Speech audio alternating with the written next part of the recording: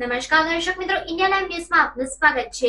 આકાશમાંથી રાહત, flood gate બંધ થતાં નીચાણવાળા વિસ્તારોમાં પૂર જેવી સ્થિતિ સર્જાઈ। ગુજરાતમાં આફતની જેમ વરસી રહેલા વાદળોની સાથે સાથે સુરત શહેરના ઉકાઈ ડેમની જળ સપાટી વધી રહી છે અને ડેમમાંથી પાણી છોડવામાં આવી રહ્યું છે। તેના કારણે મહાનગરપાલિકા વહીવટીતંત્ર એલર્ટ બની ગયું છે।